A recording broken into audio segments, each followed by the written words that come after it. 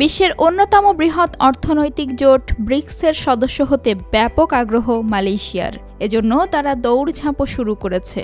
দেশটির প্রধানমন্ত্রী আনোয়ার ইব্রাহিম বর্তমানে ভারত সফরে রয়েছেন। জাপানি সংবাদ মাধ্যম নিক্কেই এশিয়ার প্রতিবেদনে বলা হয়, সম্পর্ক এগিয়ে নেওয়ার পাশাপাশি ব্রিক্সের সদস্য হওয়ার জন্য ভারতের সহায়তা চাওয়াও এই সফরের অন্যতম লক্ষ্য। ২০ আগস্ট ভারতের প্রধানমন্ত্রী নরেন্দ্র মোদীর সঙ্গে সাক্ষাতের কথা আছে মালয়েশিয়ার প্রধানমন্ত্রীর। ব্রাজিল, রাশিয়া, ভারত ও চীনের যৌথ উদ্যোগে গঠিত অর্থনৈতিক জোট ব্রিক্সের সদস্য হতে ভারতের সহায়তা চাওয়ার বিষয়টিও এই বৈঠকে আলোচনা হতে পারে বলে জানা গেছে। এদিকে মালয়েশিয়ার সংবাদ মাধ্যম দ্য স্টার জানিয়েছে, আগামী অক্টোবরে রাশিয়ার কাজানে অনুষ্ঠিত হবে ব্রিক্সের পরবর্তী সম্মেলন। সেই সম্মেলনের আগেই জোটের সদস্য হতে চায় মালয়েশিয়া। সংবাদ মাধ্যমটি ভারতে নিযুক্ত Malaysian high commissioner Datuk Muzaffar Shah মুস্তফার বরাত দিয়ে এই তথ্য জানিয়েছে।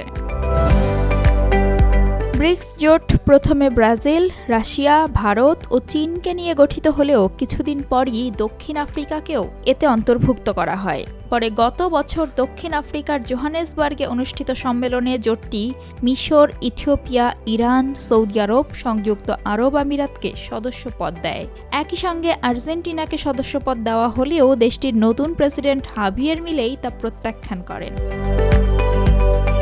মালয়েশিয়ার থিঙ্ক ট্যাঙ্ক বাইত আল আমানাহের পররাষ্ট্র বিষয়ক প্রধান ফিকরি আব্দুল রহমান নিক্কেই এশিয়াকে বলেছেন, ব্রিক্সে যোগদানের আবেদন মালয়েশিয়ার আরও সমমনা অংশীদারদের অন্তর্ভুক্ত করার মাধ্যমে তার বহুমুখিতাকে বৈচিত্র্যময় করার কৌশলকেই তুলে ধরে এবং সেই অংশীদারত্বকে বৈচিত্র্যময় করে তুলবে। এই দেশগুলোর সঙ্গে বাণিজ্যিক সম্পর্ক ডি-ডলারাইজেশনের জন্য মালয়েশিয়ার যে লক্ষ্য, তার জন্য কৌশলগতভাবে উপকারী।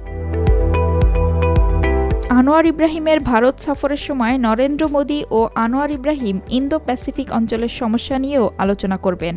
এছাড়া পূর্ব এশিয়ার দেশগুলোর জোট আসিয়ানের সঙ্গে ভারতের সহযোগিতা নিয়েও আলোচনা হতে পারে, কারণ মালয়েশিয়া ২০২৫ সালে association of south east Asian Nations বা এশিয়ানের চেয়ারম্যানের দায়িত্ব গ্রহণ করবে। দিল্লিতে মালয়েশিয়ার হাই কমিশনার মুজাফফর শাহ মুস্তফা উল্লেখ করেছেন, উভয় নেতা ডিজিটাল, পর্যটন, স্বাস্থ্য, কর্মী বাহিনী, জনপ্রশাসন এবং ঐতিহ্যগত আয়ুর্বেদ ওষুধসহ বিভিন্ন খাতে ৭টি চুক্তি স্বাক্ষর করবেন। গত বছর দুই দেশের মধ্যে দ্বিপক্ষীয় বাণিজ্য প্রায় $২০ বিলিয়ন পৌঁছেছে। ভারত সরকারের তথ্য অনুসারে মালয়েশিয়া ভারতের ১৩তম বৃহত্তম বাণিজ্যিক অংশীদার।